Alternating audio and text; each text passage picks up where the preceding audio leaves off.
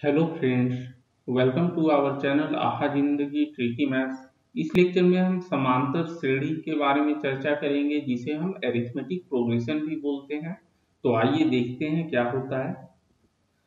देखिए, संख्याएं ए plus D, ए plus two D, ए plus three D आदि समांतर श्रेणी में कहलाती है, जिसका प्रथम पद जो है ए है तथा सार्व अंतर डी है। तो सार्व अंतर का मतलब क्या हो गया कि किसी भी दो संख्या आप देख लीजिए तो उसके बीच का अंतर जो है, ठीक है, दूसरी संख्या में पहली संख्या का अंतर अगर प्राप्त कीजिएगा तो डी ही आएगा। वहीं तीसरी संख्या और दूसरी संख्या के बीच की अंतर भी डी आएगी, और चौथी और तीसरी संख्या के बीच की अंतर भी डी होगी। तो किन्हीं दो संख्याओं का अंतर जो होगा वो डी ही होगा, ठीक है। तो अगर सभी हम जोड़ दें, जो भी आपके समांतर श्रेणी में संख्याएं हैं उनको जोड़ देते हैं तो हमें समांतर श्रेणी मिल जाती है। ए प्लस डी प्लस ए प्लस टू डी प्लस ए प्लस थ्री डी आदि ये समांतर श्रेणी में है, ठीक है, जिसका प्रथम पद ए है तथा सार्व अंतर डी है। देखिए, अगर हम एग्जाम्पल की बात करें तो मान लीजिए पहला पद अगर प्रथम पद 1 है, दूसरा पद 4 है, तीसरा पद 7 है, चौथा पद 10 है आदि, ठीक है। तो देखिए, अगर हम सार्व अंतर की बात करें तो डी से दिखाते हैं, हम इसे दर्शाते हैं। तो क्या हो जाएगी, 4 माइनस 1 मतलब 3 आ रही है। वहीं हम दूसरी और तीसरी संख्या के बीच का अंतर अगर देखेंगे तो वो भी 3 आएगी। 7 माइनस 4 तो ये 3 आ गई। वहीं चौथी और तीसरी संख्या के बीच की अंतर 10 माइनस 7 ये भी 3 आएगी। मतलब इसलिए हम इसे सार्व अंतर बोलते हैं, जो कि हमेशा बराबर होती है, ठीक है। चलिए, अब देखिए समांतर माध्य, इसे हम एरिथमेटिक मीन और ए एम से भी दर्शाते हैं। देखिए, मान लीजिए तीन संख्याएं ए बी सी ये समांतर श्रेणी में हों तो बी जो है ए तथा सी का समांतर मध्य कहलाता है, ठीक है। देखिए, मान लीजिए एक समांतर श्रेणी दी हुई है ए प्लस डी प्लस ए प्लस टू डी, और इसमें हमें nवां पद ज्ञात करना है। तो tn से दर्शाते हैं हम इसे। तो tn हो जाता है, tn बराबर a जोड़ n माइनस वन गुना d, ठीक है। a जोड़ n माइनस मतलब आपको अगर पहला और प्रथम पद पता हो, सार्व अंतर d पता हो, तो आप कोई भी पद प्राप्त कर सकते हैं। देखिए, अब मान लीजिए हमें समांतर श्रेणी का योग पता करना है, n पदों का योग। तो ये होता है, आपको Sn से दर्शाते हैं, Sn इक्वल टू n बटा 2 गुना 2a जोड़ n माइनस वन गुना d, ठीक है। और अगर मान लीजिए हमें प्रथम पद और अंतिम पद भी पता हो, अंतिम पद को हम l या tn से दर्शाते हैं, तो ये हो जाएगा योग जो है, तो Sn बराबर n बटा 2 गुना a प्लस l, ठीक है। चलिए, अब देखिए ए और बी, इनका अगर समांतर मध्य हम प्राप्त करें तो ये हो जाएगा हाफ गुना ए प्लस बी, और ए जोड़ बी बटा 2, ठीक है।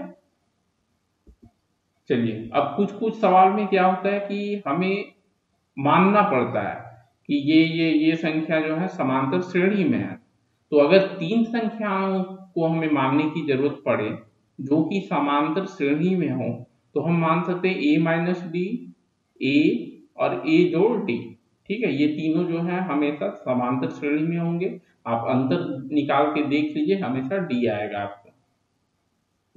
वहीं अगर चार संख्या हमें मानने की जरूरत पड़े तो हम मान सकते हैं a minus three D, A minus D, A plus D, A plus three D, ठीक है। ऐसे हम ले लेते हैं।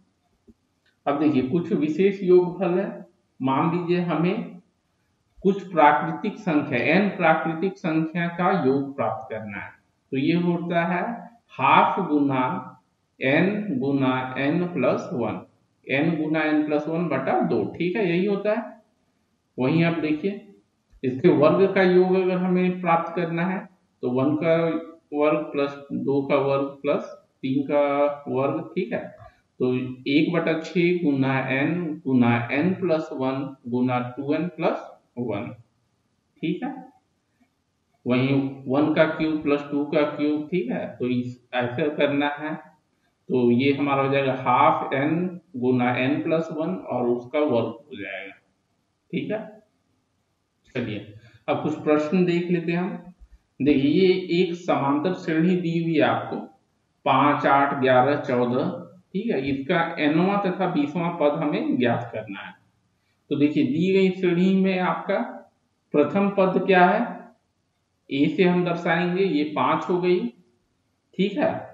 और डी हमारा जो हो गया सार्वंतर, ये हमारा 8 माइनस 5, कोई भी दो संख्याओं के बीच का अंतर आप देख लीजिए।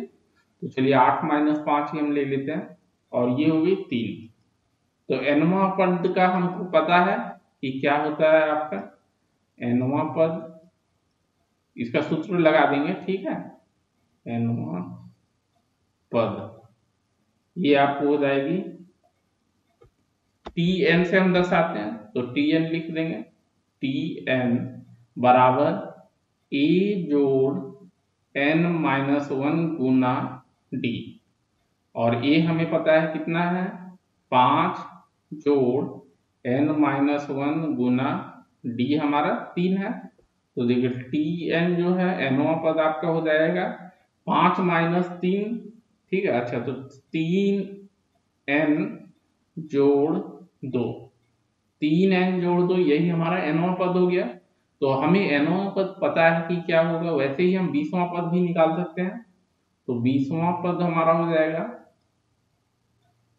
अगर n को हम T20 से दर्शाएंगे, इसको n के जगह पे 20 डाल देंगे तो 20वां पद हमें नहीं मिल जाएगा। तो 3 गुना 20 प्लस 2, तो 62 हो गया, यही हमारा 20वां पद हो गया। चलिए एक सवाल और देखते हैं। देखिए इस सवाल में क्या है, एक समांतर श्रेणी दी हुई 5, 8, 11, 14 और अंतिम पद आपका 320 दिया हुआ है, ठीक है। और हमें बताने की कुल कितने पद हैं इस श्रेणी में, और इन पदों का योग भी हमें ज्ञात करना है, ठीक है। तो देखिए प्रथम पद आपका क्या हो गया 5 हो गया, वहीं अंतिम पद की बात करें तो 320 हो गया, और अंतर जो है सारण अंतर डी हमारा हो गया 8 माइनस 5, ठीक है, ये हमारा 3 हो जाएगा। अब मान लेते हैं कि कुल हमारे n, आपके n पद हैं, कितने पद हमें है बताना है, तो n पद है, तो Tn ही हमारा जो है अंतिम पद हो जाएगा, Tn बराबर L, और Tn हम जानते हैं क्या होता है a plus n minus 1 Guna d, और L तो हमें दिया गया है 320, a हमारा है 5 प्लस n माइनस 1 गुना d हमारा है 3। तो देखिए क्या हो गया n माइनस 1 बराबर 320 माइनस 5 मतलब 315/3, ठीक है। तो ये आपका कितना हो जाएगा 105। तो n हमारा हो गया 105 प्लस 1, तो 106 हो जाएगा, ठीक है। तो कितने पद हो गए, तो n पद हो गए हमारे, तो टोटल 106 पद हो गए। अब योग क्या हो जाएगा, अगर योग की बात करें, योग बराबर एस एन से दर्शाते हैं, इक्वल टू क्या हो जाएगा n/2 Guna a plus L. तो n हमें पता चल चुका है 106/2 गुना a प्लस एल, तो ये हमारा 5 है, और अंतिम पद जो है 320 है। तो 106 गुना 325/2, और ये हमें मिल जाएगा, देखिए 53 गुना 325, तो 17,225, ये हो गया हमारा योग। ओके फ्रेंड्स, तो इस लेक्चर में हमने समांतर श्रेणी के बारे में डिस्कशन किया। Okay, thank you.